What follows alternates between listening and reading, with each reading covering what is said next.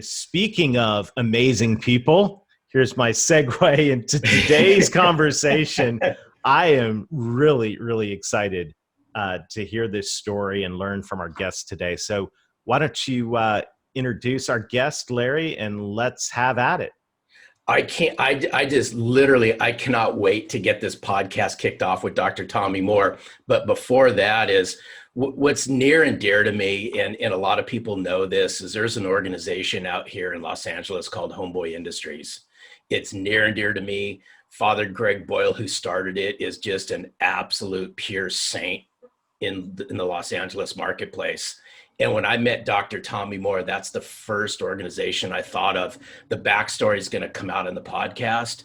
But, you know, we've all gone through challenging, turbulent times in 2020. We've all had setbacks. We've all had the dark clouds of uncertainty just over our heads. And I think Dr. Tommy Moore is going to bring just some inspiration to our listeners. He's got a great backstory. And without further ado, Dr. Tommy Moore, welcome to Selling from the Heart, man. Hey, thank you so much. I sure appreciate that from both of you guys.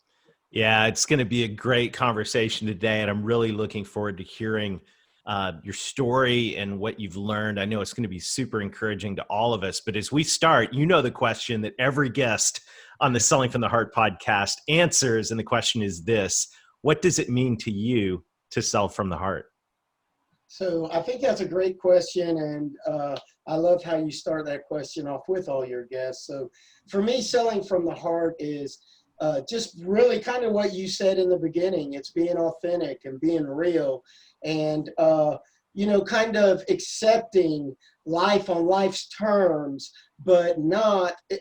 I have a saying that I like to say. I say, you know, it's okay not to be okay, but it's not okay to stay that way. Mm-hmm. And so for me, you know, giving you a little backstory, I know that this is a short podcast, so I won't go into the details.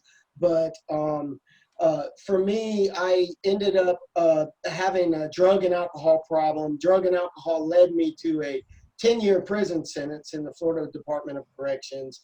And upon release in 2009, I said, well, the only way in my mind that I will be able to have even a glimmer of a shot is if I get an education. And so I started telling people, I'm going to get a doctorate degree. This was in 2009. Wow.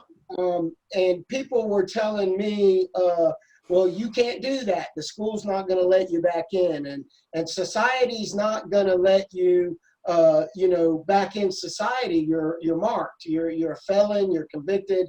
And so people would even be even more baffled, is a good word, I think, when I would tell them my major. And my major was financial management. and so people would say, listen, they are not going to let you, probably not into corporate America for starters, much less managing money. You know, you're a convicted felon. So as people would tell me, I can't and you can't, I would spin that around and say, well, how can I? Awesome. Tell me I can't, but how can I? And so to fast forward, I began at a community college here in Claremont, Florida. It's about 25 miles west of Mickey Mouse, Orlando.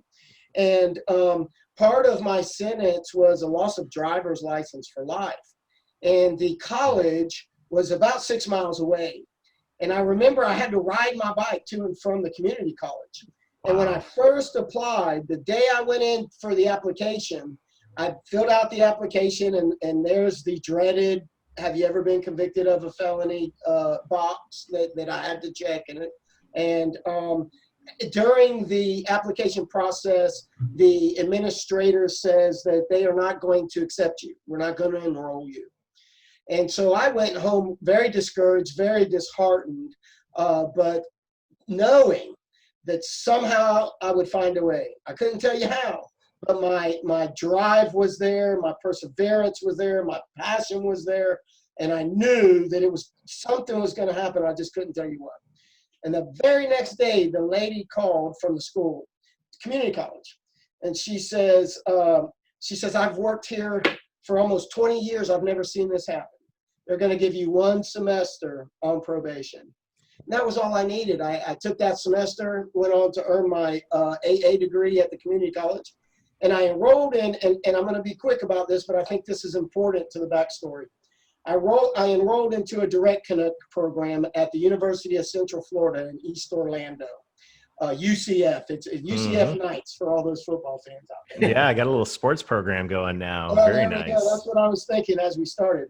And so the problem was that UCF is about 65 miles away from me, and I have no driver's license. So we're talking about a 65-mile bike ride at this point. So again, we're talking about these hurdles, right? And Yeah.